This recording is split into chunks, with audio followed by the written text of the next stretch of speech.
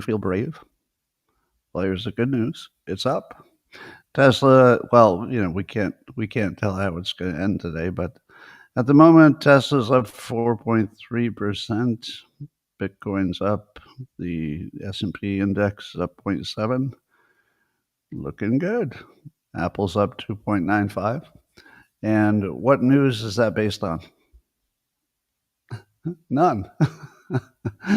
The markets are just flailing all over the place.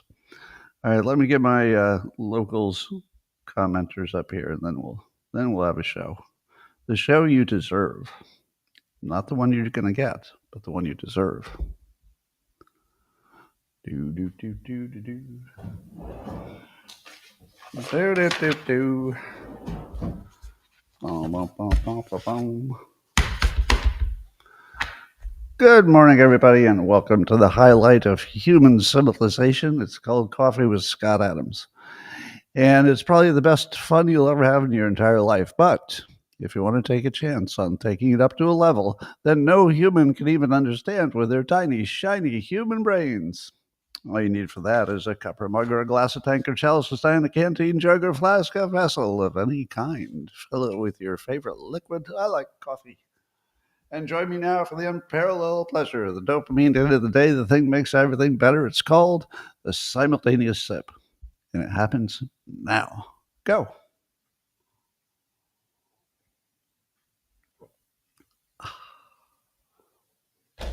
So good. So good.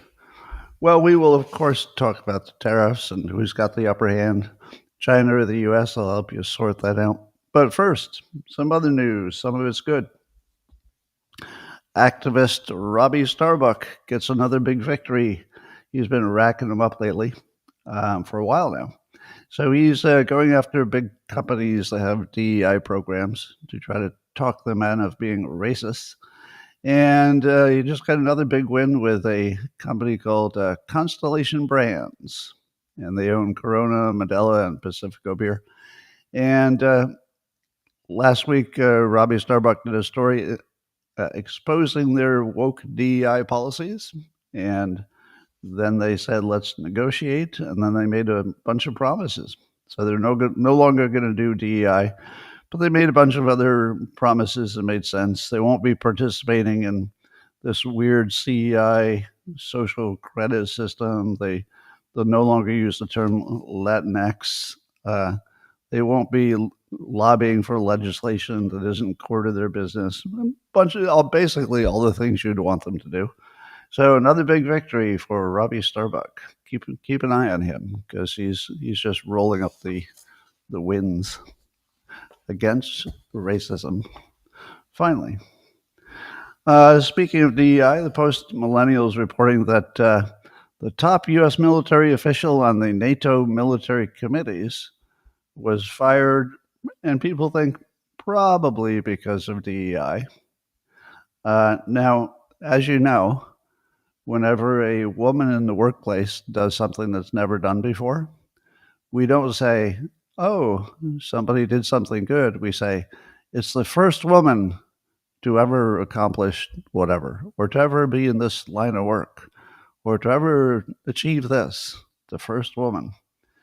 Well, the person who was fired is Navy Vice Admiral Shoshana Chatfield, and she was one of the few female Navy 3-star officers, and she was the first woman to lead the Naval War College. And now she's the first 3-star, I'm sorry, it's not funny, but she's the first 3-star admiral to be fired for racism. I really shouldn't be laughing at that because she is a member of the military and I should show more respect. But what I'm making fun of is not her so much. I'm making fun of the fact that we always say the first woman to ever do anything. And I'm so beyond that. Or the first Black American to do a particular kind of job. And I'm thinking to myself, what are we just figuring out that people can do jobs? Like, why is that still a thing? Shouldn't we be long past? It's the first Latinx to do something. Yes, everybody can do jobs. It turns out there's sufficient smart people in pretty much every group, and they can do jobs. They can hold jobs. Yeah, amazing. Well, Bill Pulte, who's the U.S. Director of Federal Housing, FHFA, he's been posting on X a bunch of cost cutting. He's getting busy over there. Now, I don't know how much of this is Doge related because I don't see Doge in the at least in the announcements. So it might be that he's just doing his own thing because he's smart and capable and he knows how to do things. So here's what he just announced. This is just wild. This is one of his announcements. A whole bunch of things that look pretty successful there. He said there's an announcement that Fannie Mae, so one of his entities, fires over 100 employees for unethical conduct, including the facilitation of fraud. How in the world did you catch 100 employees involved in unethical conduct, including the facilitation of fraud? And I kind of wonder what the other unethical conduct is, but I'm pretty sure he's got them dead to rights. Obviously it's something well documented or it wouldn't be in the news. Or at least Pulte wouldn't be interested in it unless I had good evidence. So congratulations, Bill Pulte, another superstar in the Trump administration. Apparently, Pete Hegseth got a big win in Panama. So he went down to Panama to try to de-Chinify it because we don't like China having control over the Panama Canal because they operate the ports, etc. So according to Raheem Kassam in the National Pulse, the U.S. and Panama are rebooting their strategic partnership, and they're going to get rid of China's influence, and they're going to have a robust security upgrade, bunch of other things. I guess Panama is going to reject the Belt and Road Initiative that they were part of. And it's a little complicated what the deal is, but it's all pro-America. And Panama has decided, what would be good? I've got an idea what would be good. What if, I'm just going to throw this out there, what if we don't piss off the United States so much that they send the military in to conquer our country? I've got an idea. Well, what if we just make China mad? Because they're much further away. So it looks like Hegseth made the sale. So big victory for Trump and for P. Hegseth. So that's good. All right, let's check on the potentially fake news. You be the judge. According to the National News Desk, there was a study of this year's flu shot, and it came up to the conclusion that there's a 27% higher flu risk in adults who got the shot. So in other words, if you didn't get the shot, according to the study, you had an average odds of getting the virus. But if you got the shot, suddenly your odds of getting the virus would shoot up 27%. Now, does that sound true? Do you believe that? Or does it sound a little bit too on the nose? You know what I mean? Because there's an audience for the shots are not only not helping, they're making everything worse. You're going to get a lot of attention if you publish something that says the shots make it worse. A little too on the nose. Well, I don't know what's true, but I'll tell you that Grok looked at it and said the sample that they used were clinic employees. Clinic employees. In other words, the people who are most often around infected people with flu. If your sample is just the clinic that's always surrounded by flu, and you say, looks like people getting the shots got 27% more chance of getting it, it's probably just that the shots don't work. And this is a group of people who are around the flu all day. So I think Grok for the win. But again, you don't want to believe Grok just automatically. It's great for context, but is it a better authority than the study? I don't know. We don't know. So apparently, one of the commenters who follows me on X, Permaculture Paladin, said after talking to Grok, this study was done on clinic workers and people were more likely to be exposed. Now, I love the fact that somebody who follows me immediately said, I don't know about that. And then went to Grok and then got a useful answer. That's good. There's a story in Nature by Larson and Bursoff that the big problem with science is not that people stopped trusting scientists. So didn't you think that people were trusting scientists less?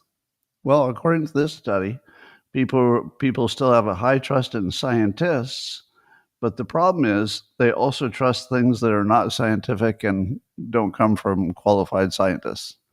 So it doesn't matter how much you trust the actual scientists if you also have too much trust in the BS stuff that you saw online or something. To which I say, how do you know the real scientists are the ones who are right?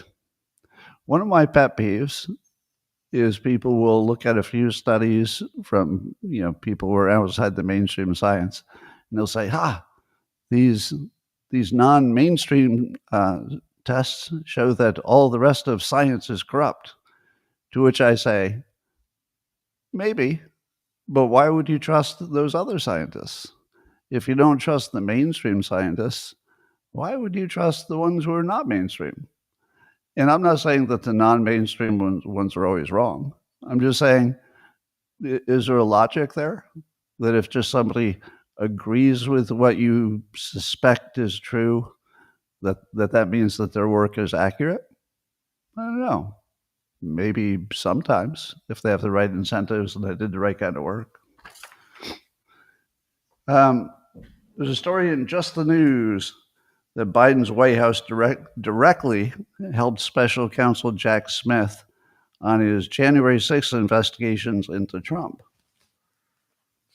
Now, the allegation is that Senators Ron Johnson and Chuck Grassley, who is, I think he's 300 years old today, sent a letter to Kash Patel, head of the FBI, and to Pam Bondi, and they said that somehow they got access to Trump and then Mike Pence's old former cell phones, and I guess there was something. So the White House counsel's office secretly obtained them and then made them available. So there's something sketchy there. I don't know how exactly illegal that is, but one more connection between the things that shouldn't have been connected in a perfectly operating government. So Jack Smith should not have had a Biden White House help of any kind. I'm a little unclear exactly what this help suggests, but there you go. So you can read up on that on Just the News. Senator John Kennedy, who is always full of folksy sayings about things, he was on Hannity with some other people, and he was asked about the new leaders of the Democrats. And John Kennedy said, I'll try to say it all folksy, because it sounds better if I say it. I consider AOC to be the leader of the Democratic Party. I think she's the reason there are directions on a shampoo bottle. Our plan for dealing with her is Operation Let Her Speak. See, it's much funnier if you do it in his voice. Was that even close? That might be my best impression ever. I'll be the official John Kennedy impression guy. I consider AOC to be the leader of the Democratic Party. Well, Harry Enton continues to be the standout on CNN, whose name is not Scott. And Harry Enton was talking about Trump. The thing I like about Harry Enton is he gets very excited about his own data. He's sort of the data guy.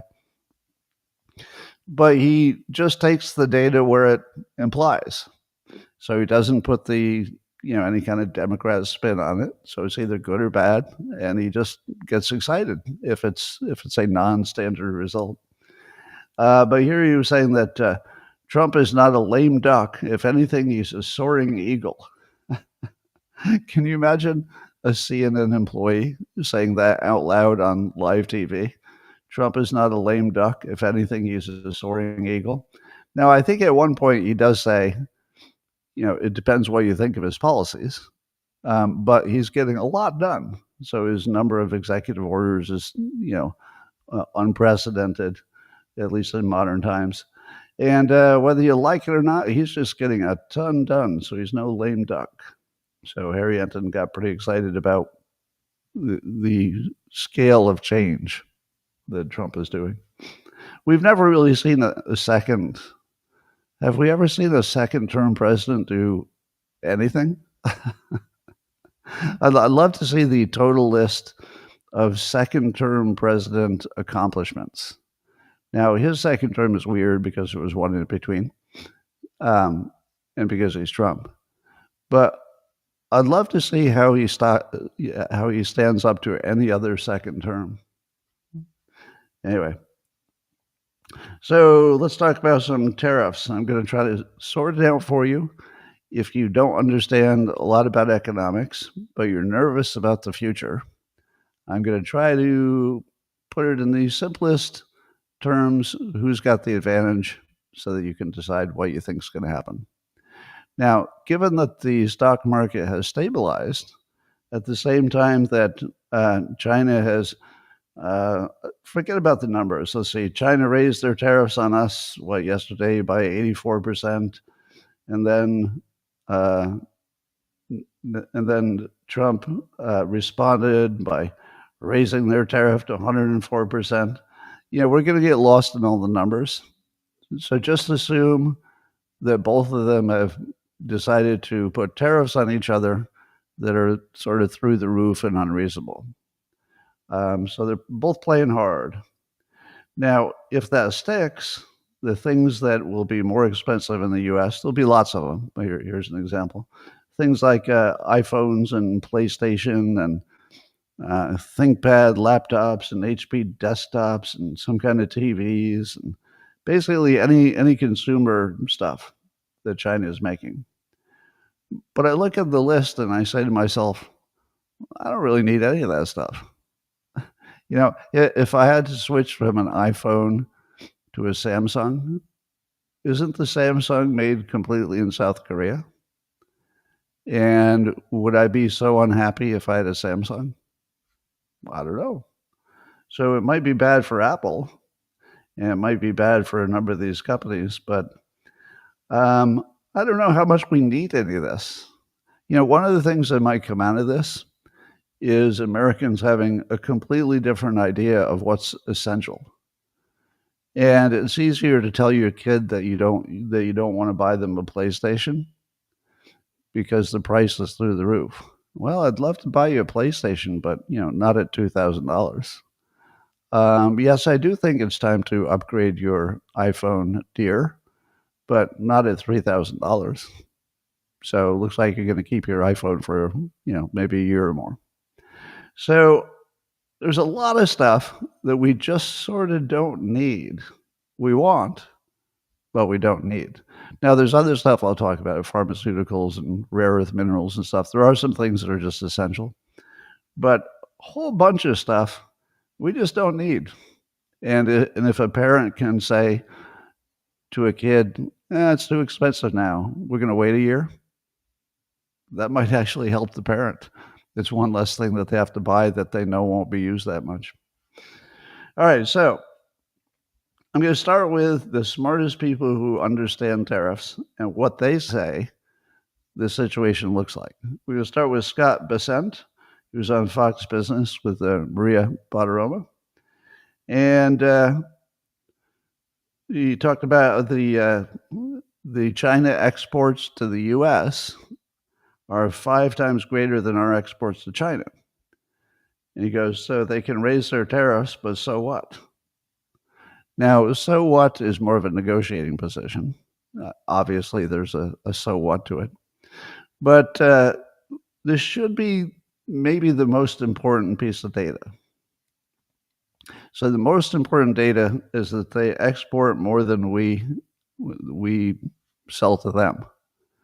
As long as it's 5 times difference, we should have the advantage because they've got 5 times as much exposure than we do for prices going up.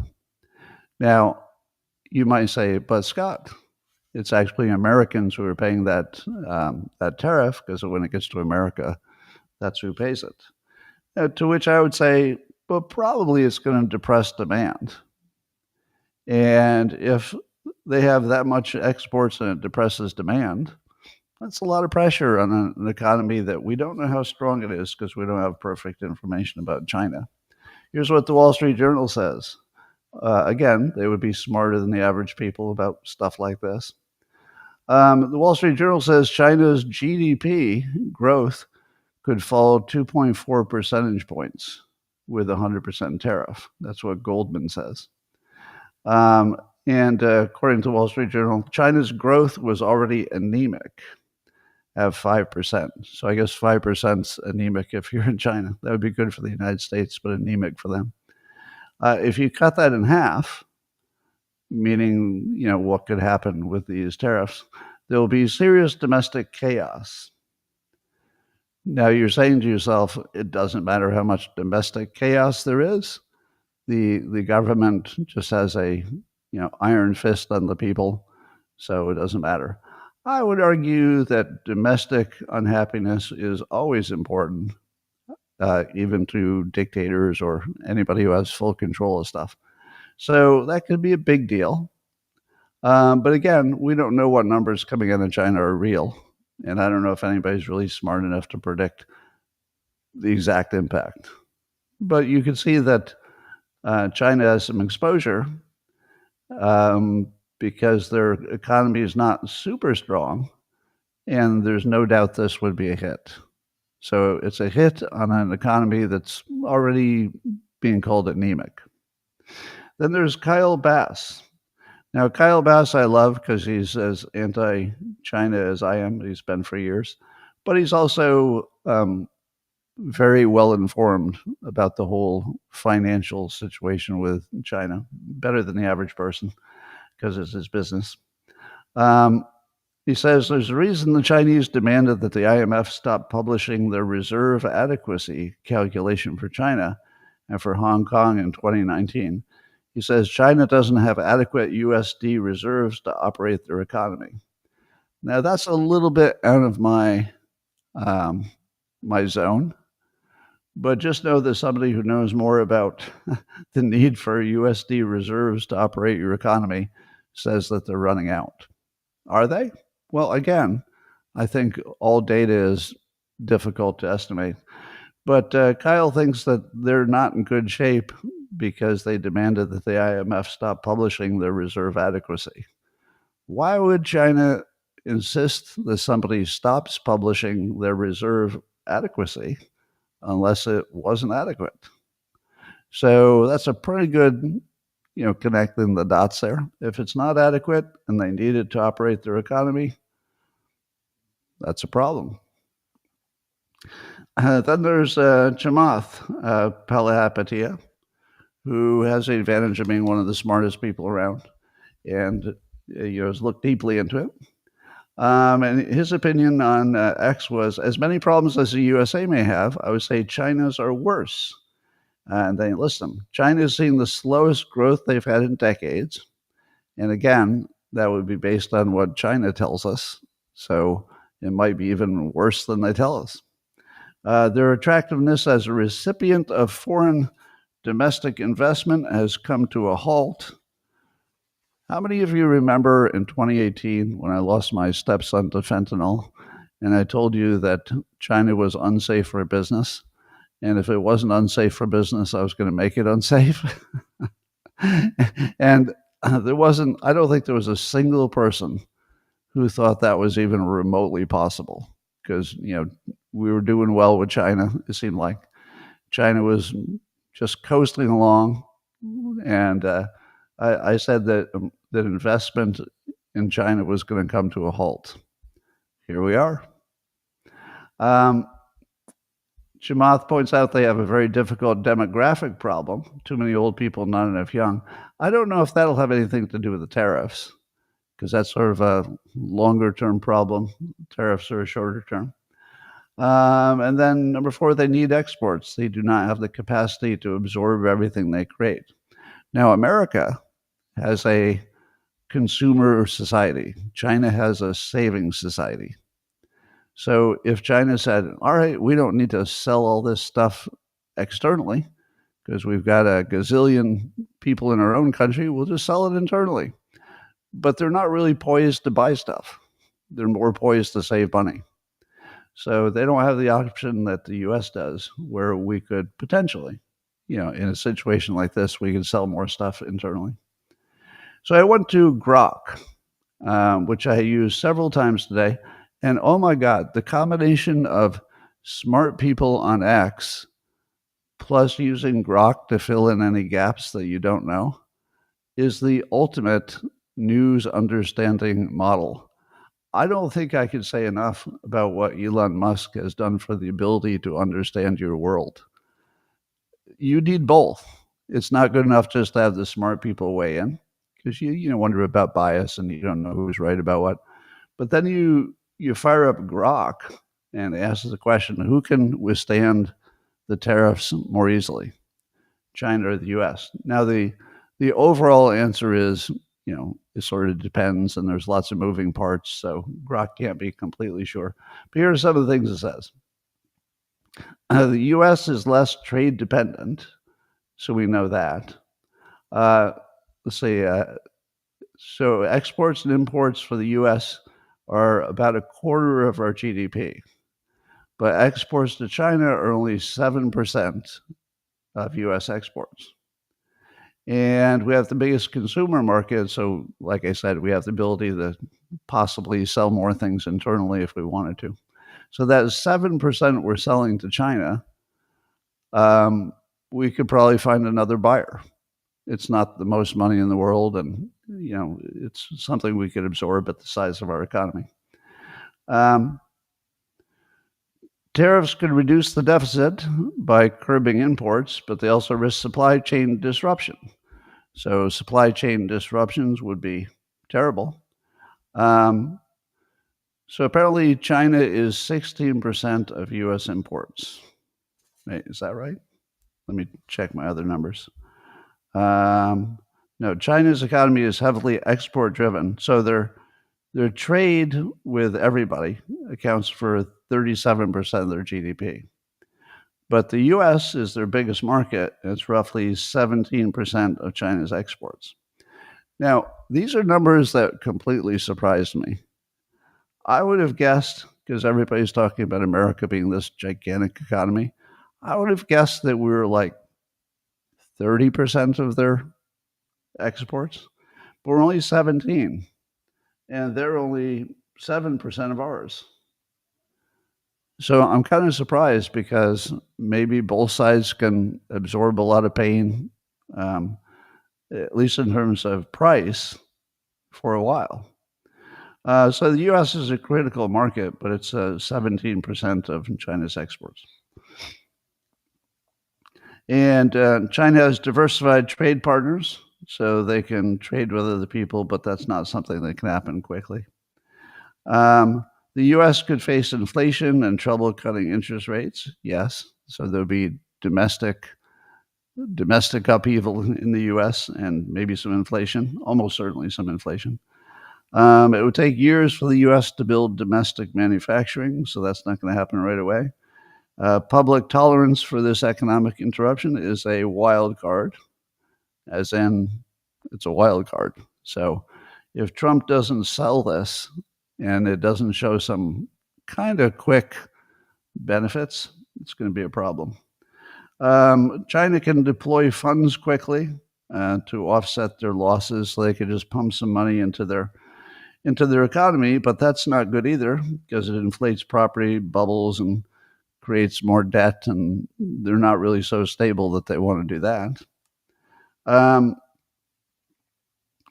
but their manufacturing base is unmatched. It would be hard for us to get a lot of stuff anywhere else. So, for example, the antibiotics and rare earth minerals and stuff like that, we would just be sort of out of luck and for a long time. There's stuff we couldn't simply go to our allies, such as Australia. They have a lot of rare earth stuff. They just wouldn't have enough. So even if we tried to employ every one of our allies all around the world, and that would include, like, I guess Japan does a lot of refining of stuff that comes from Australia, the rare earth stuff, and there are other bunch of other markets that have some rare earth stuff. But if you added it all together, it doesn't come really too close to the amount we're getting from China, or have been. Let's see what else. So my question also was, could the U.S. form an economic trading bloc that competes with China completely? In other words, is there anything that China is doing that we couldn't, in, let's say, 2 years, find other countries that do it? So, for example, I said Australia has a booming rare earth minerals business, but it would have to boom a lot more and very quickly for it to make up the difference. Could it? Is that something that they could just spin up in 2 years? I mean, it's already operating. It's already fully operating. Maybe. I don't know. But the other places you could get rare earths are, let's see, besides Australia, Canada, Japan. Canada might be mad at us. Anyway, so the rare earth mineral thing looks like a big problem. We couldn't easily do that. The making of electronics. Did you know that who is the second biggest maker of electronics after China? It turns out it's the U.S. I thought the U.S. had just lost its ability to do everything, but the U.S. is the second biggest maker of electronics. South Korea and Japan have a lot of game as well. So there might be some things that South Korea and Japan could pick up in the short run, but the U.S. looks like maybe it could make, if it had the rare earth minerals, it looks like it could make a lot of stuff. Pharmaceuticals. China has a lot of pharmaceuticals, but did you know that the other big pharmaceutical makers are India, the United States? Again, I didn't realize that the United States was actually still big in pharma, but I think we're third after India and China. But also Germany, Italy, Ireland, France, Switzerland, Japan, and the UK all have pretty robust pharmaceutical businesses. Israel does too. They've got one of the biggest, generic. One of their biggest companies in Israel is a generic pharma company. And Trump said, we're going to be announcing very shortly a major tariff on pharmaceuticals. He said when they hear that, they're going to leave China and going to reopen their plants all over the place in our country. Now, here's a question. If you had to design a pharmaceutical operation from scratch, that feels like it would take a long time because you'd have to really think through, what devices do I need and how many people and how big is the building and all these decisions. But if you're just trying to clone an operation that's already up and running in another country, let's say China, how long does that take? Because don't you already have the plans? Now you'd have to make them, meet U.S. building standards and stuff. But I wonder if there's actually a fast way for the pharma that's operating in China but is owned by U.S. or other countries. I wonder if there's a fast way just to clone it. Say, just build the same thing. We'll just make sure it meets U.S. building standards. Yeah, we'll find out. Then there's a risk that China could sell its U.S. Treasuries.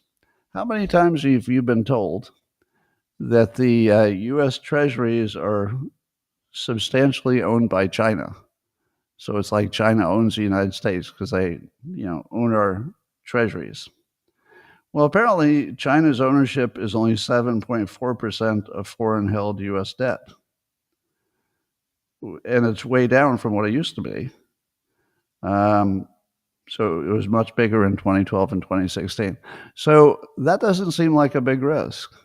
Even if they tried selling those treasuries, it'd be bad for us because it would increase our borrowing costs. But China would be devaluing its own holdings and weakening the yuan, which would hurt its export business. So everything's so connected that anything we do to China is bad for us. Anything China does to us is bad for them.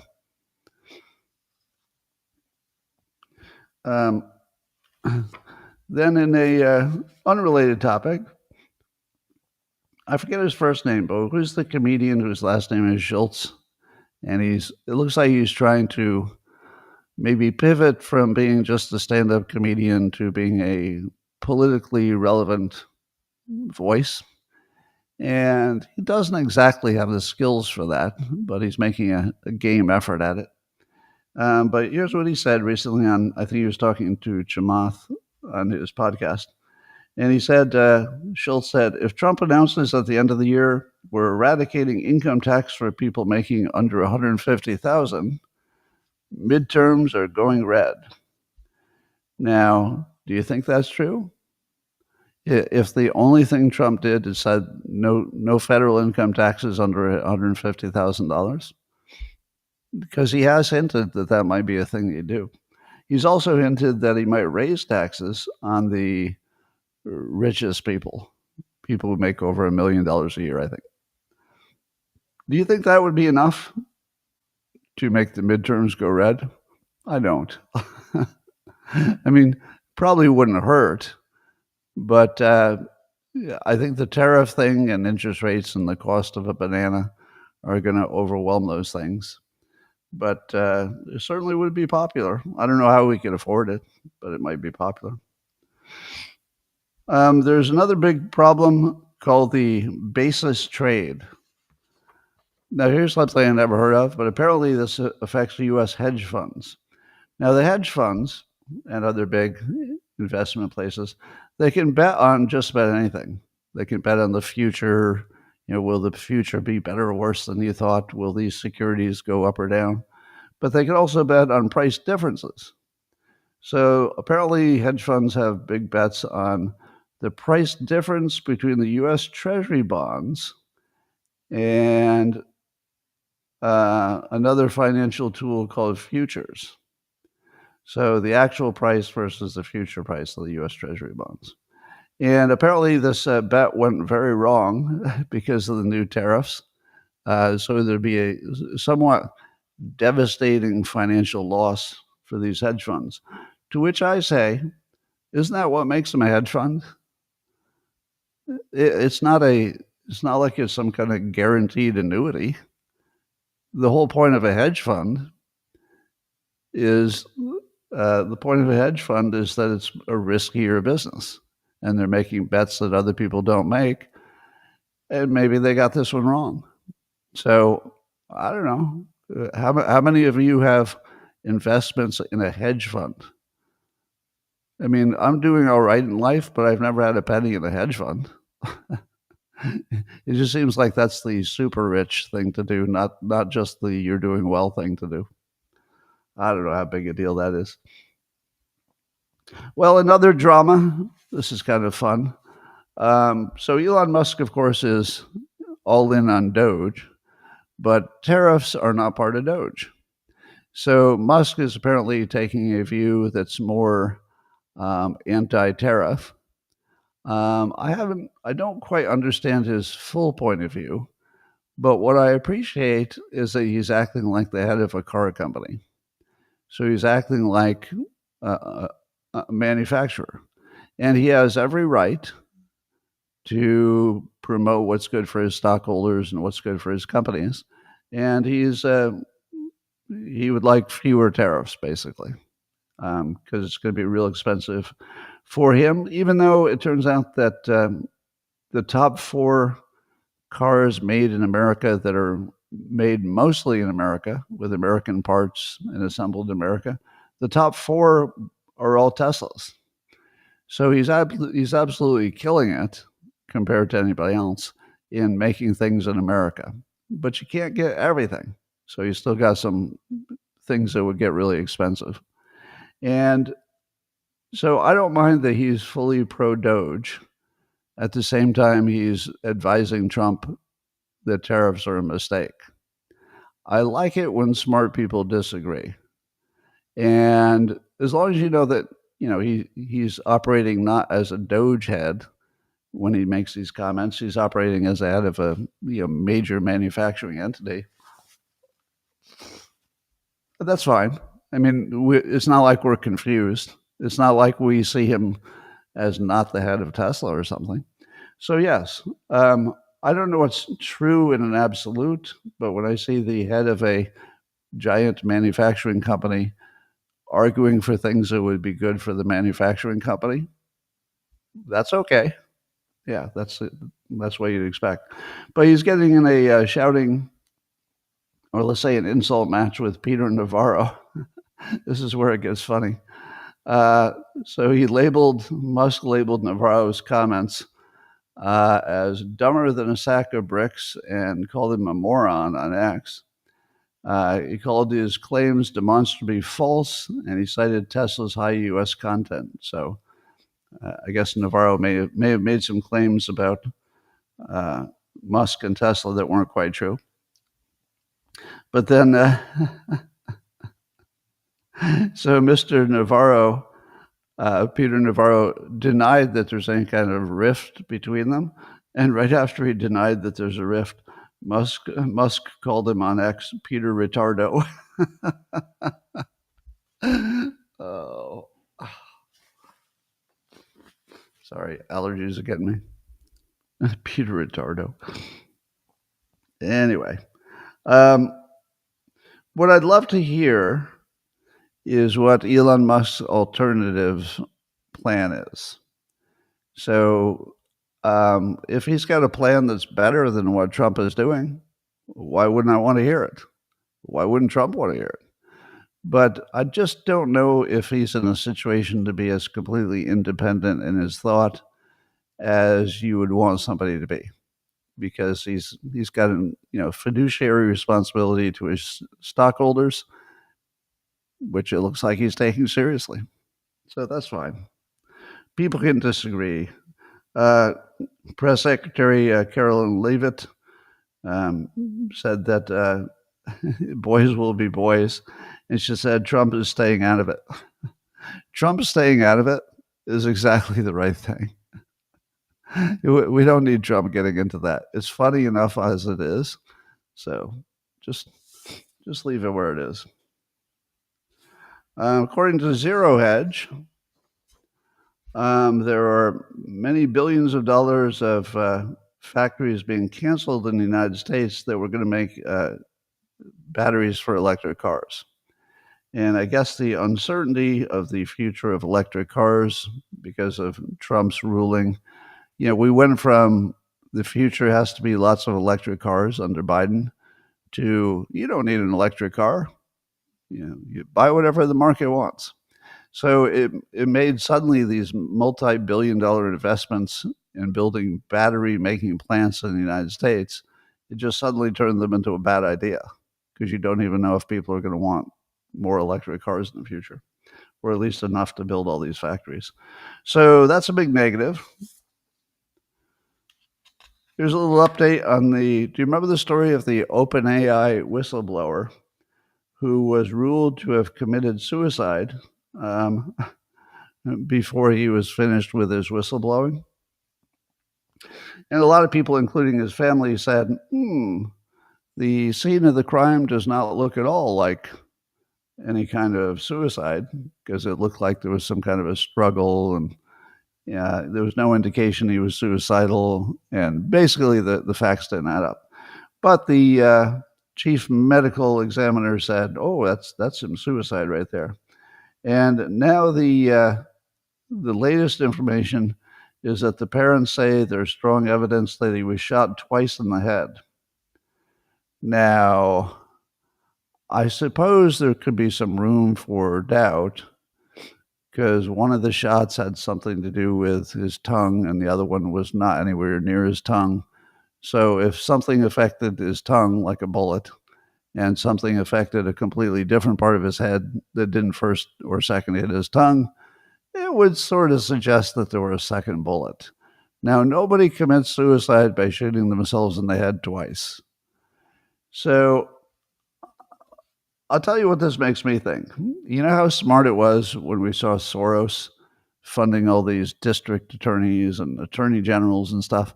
We thought, man, he's so smart because he figured out the least expensive way to control important things, such as the Department of Justice. Well, what would be better than bribing the chief medical examiner in some town? I feel like you could literally get away with murder. As long as the chief medical examiner was in your pocket and you blackmailed them somehow or you threatened them, that would be almost as good as the Soros thing, maybe better. So I'm not going to make any accusations about this particular chief medical examiner. I guess the parents are all over it. But I'll just note that you would only have to flip one person to turn a murder into a suicide. Just one person. And how easily can one person become corrupted in our world? Really, really easily. We see it every day with the judges, being weird. All right, here's a story that I kept ignoring, but it seems that the public is very interested in it. And it's that would-be assassin of Trump, the golf course one, Ryan Ruth, the one who's still alive. And the news is that prior to the assassination, he had tried to get a Stinger missile from Ukraine. Now,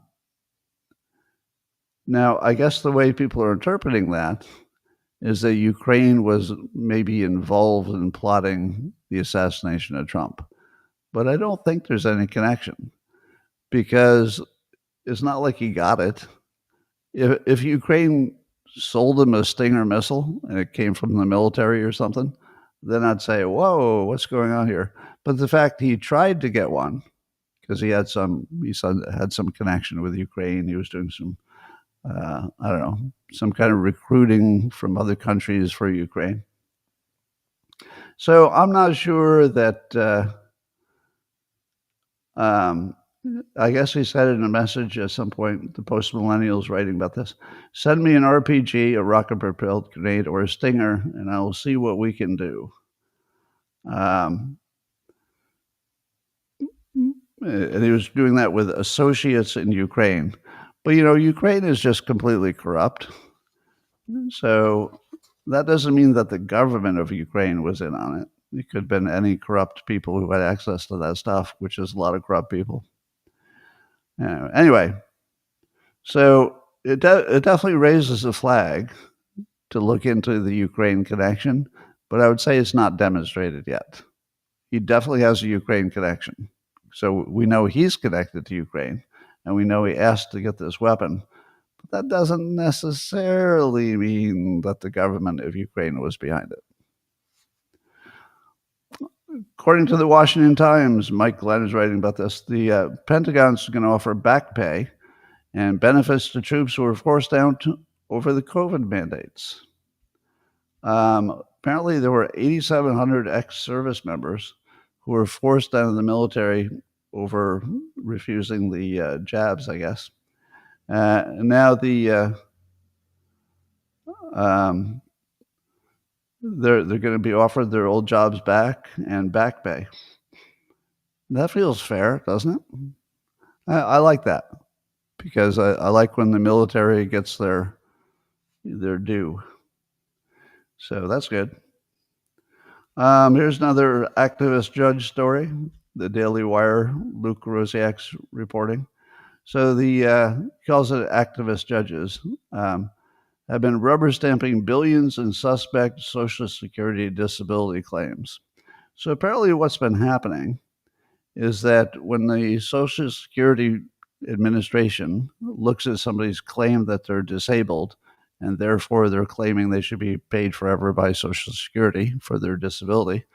If the Social Security says, no, you're not disabled, you can work, they still have a legal path. So they can go to a judge, and the judge can decide if they're disabled. Now, how does a judge even decide if somebody is disabled? I don't know how that works. But apparently there are a number of judges who pretty much will say yes to 95% or so of all cases. That would be 95% of people who had already been rejected by the experts at Social Security who would say, you're not disabled. And then the judge says, yes, you are. So you get money forever. And they say it pretty much every time. Does that seem fair to you? Doesn't sound fair to me.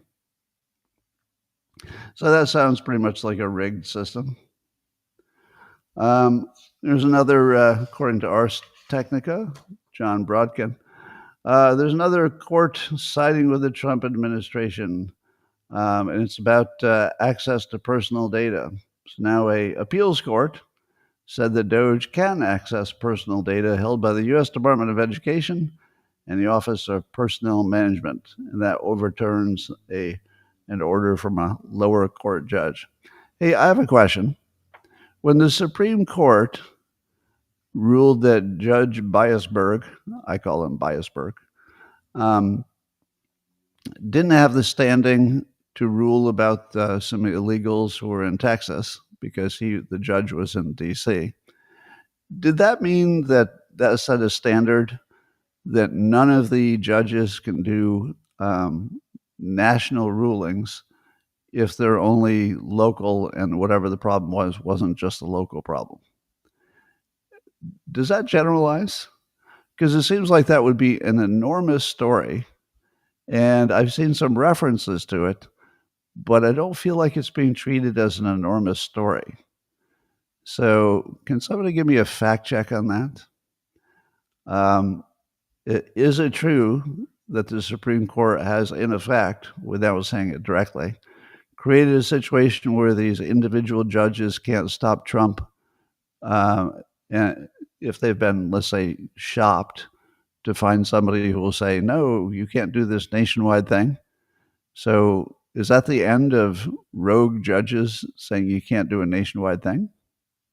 Or is that too optimistic? All right, well, I'll keep looking in your comments. It was not a ruling on nationwide injunctions. You're a retired lawyer.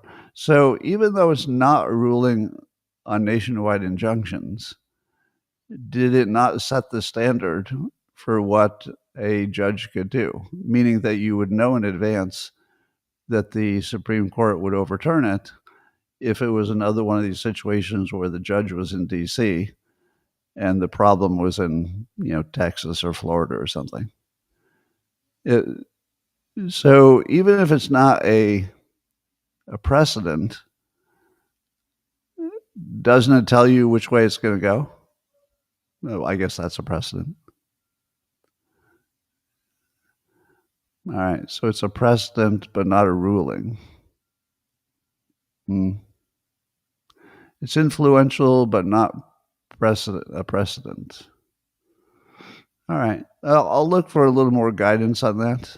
But if it had shut down the ability of these judges to rule anywhere in the country, even if they were not, the judge that should rule anywhere in the country, if that were true, it seems like it would be the news all over the place. So I'm feeling like it's not exactly the news. Well, let's talk about water fluoridation. So fluoride in the water.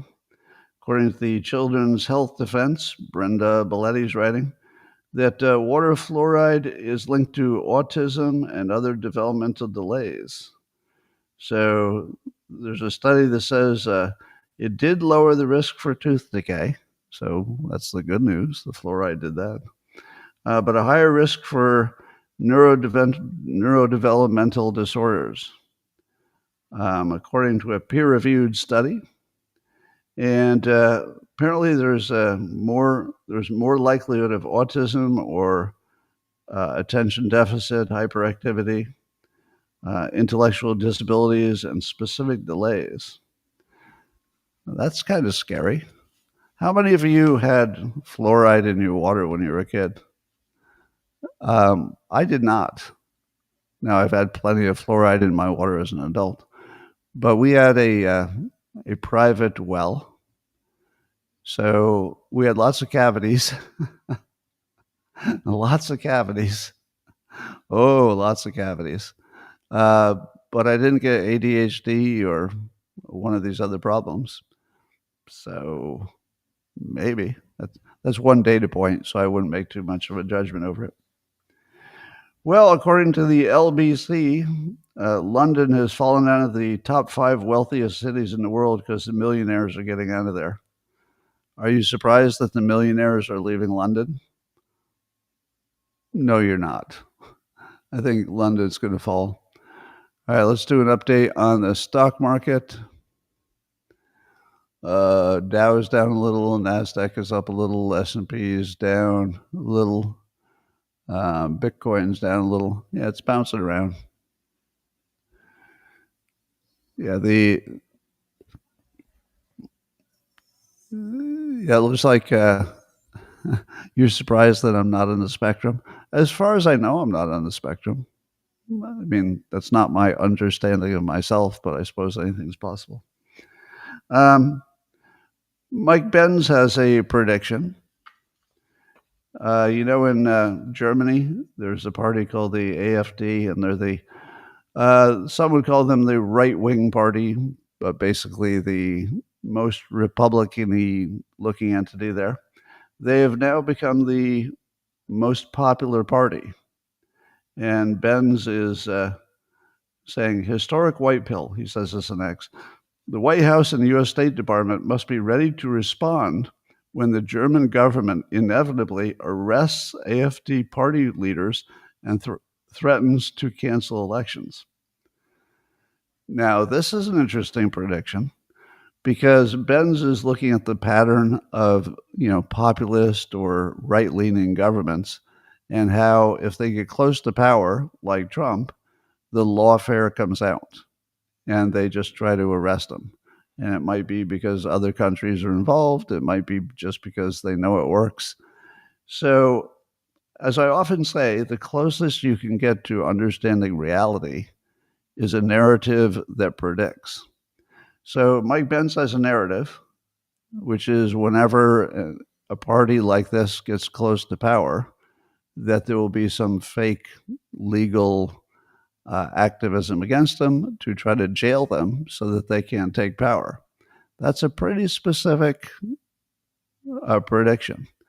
So if you're wondering, is that narrative that whenever this kind of person gets close to power, or this kind of people, that there's always lawfare that takes them out, or at least attempted lawfare in Trump's case, that's a very specific prediction.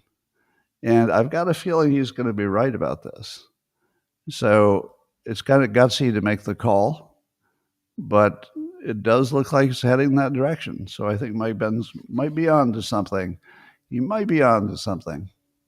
All right, ladies and gentlemen, the big story is still the tariffs. I don't think that anything that anybody's saying about tariffs is completely believable, unless it's really generic. I don't think we really know how long China can last. I don't think we know how long we can last. But I do agree this is the time for the fight. It's not going to get better. So if we're going to fight, might as well do it now. Now, I think we have to acknowledge that it would affect different people very differently. Personally, I'm getting slammed. So it's very expensive for me. But I can take the hit. So I definitely am going to feel bad for anybody who's going to lose their business, because it looks like there's going to be quite a bit of that. And anybody who is looking to retire and they were depending on their stocks to do it, I'm not going to be the guy who says, why was your money in stocks if you're ready to retire? It's a fair question, but it's such a dickish thing to say that I think I'll stay off that. So there are a lot of people who are definitely going to suffer potentially or actually because of the tariff fight. On the other hand, what exactly was the alternative? The alternative is that we just keep getting beaten up by other countries for reasons that don't make sense. So it was time. And I think if Trump pulls this off, even though there's going to be a lot of salesmanship and hyperbole and a lot of BS that goes into the claims and the counterclaims, if we get to anything good, it will look like one of the greatest things that any president ever did. If it doesn't work, we'd probably have a few years where we have to do major adjustments to our economy to bring manufacturing here and find other sources of things. But it seems like we have two possibilities. One is we get China to treat us in a way that we consider fair. That'd be great. The other thing is that we create let's say, a trading bloc with our other allies in which we can get everything we need, not necessarily made in this country, but everything we need from some of them.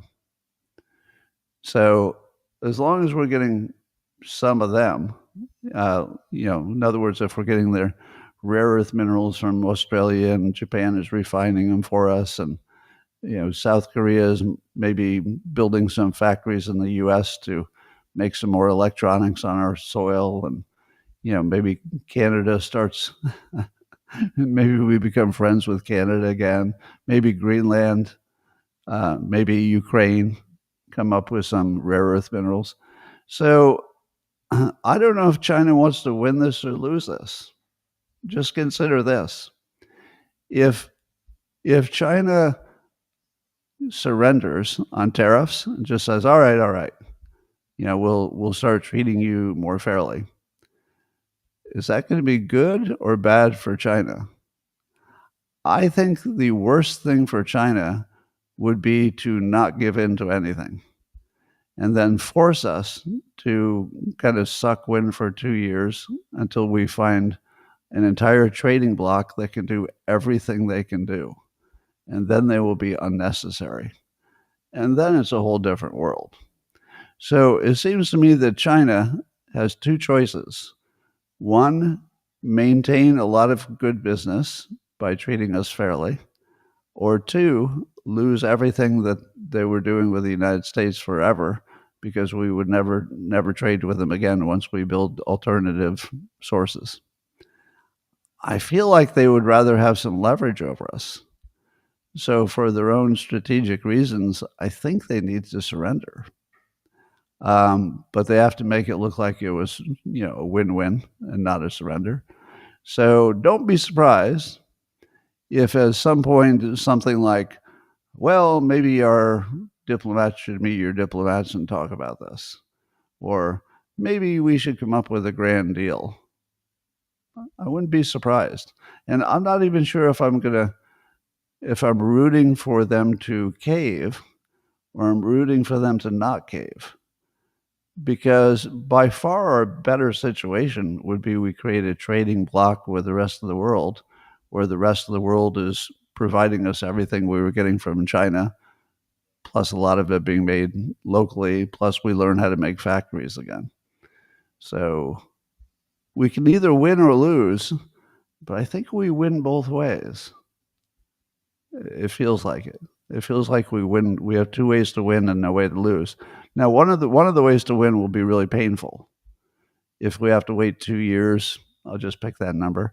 If we have to wait 2 years for alternative sources of pharmaceuticals and rare earth minerals to be available, that could be a real painful 2 years.